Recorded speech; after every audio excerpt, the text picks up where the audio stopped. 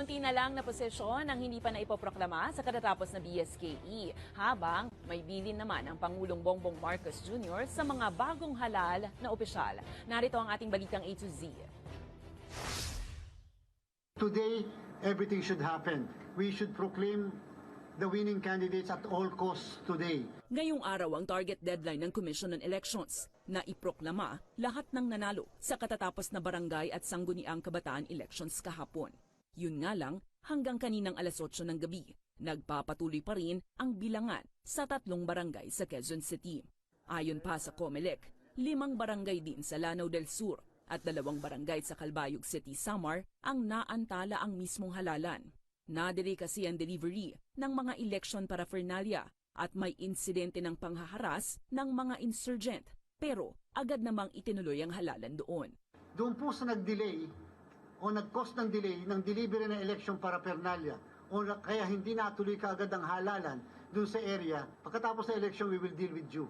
We will never forget what happened, hindi po forgivable yon. Sa tala ng PNP at COMELEC, aabot sa 19 na katao ang nasawi sa election-related violence. 17 rito ang mula sa Bangsamoro Autonomous Region of Muslim Mindanao. These figures being a cause for concern for COMELEC, of course, as much as possible, we don't want these incidents to happen. This is still quite low and compared to 2018. Coming from the previous elections, so we have 300 plus incidents resulting into less than 100 deaths. Sa kabila nito, para sa tagapagsalita ng BARM, maituturing pa ring payapa sa pangkalahatan ang BSKE sa rehiyon.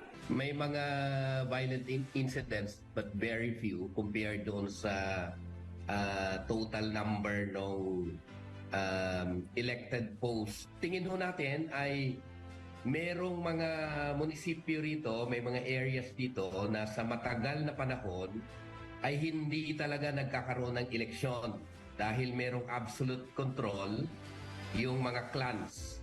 Ngayon lang ho nagkaroon ng pagbubukas doon sa mga munisipyo na ito at areas na ito dahil ho sa pagkaka-create ng panibagong autonomous region. Kanina, nagpaabot na ng pagbati ang Pangulong Marcos sa mga bagong halal na opisyal sa bansa at iginiit nito ang mahalagang tungkulin ng mga ito.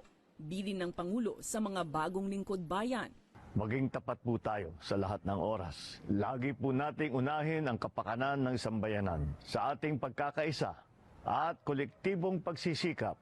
Tiyak na may susulong natin ang bagong Pilipinas kung saan ang bawat barangay ay mapayapa, masaya at maunlad.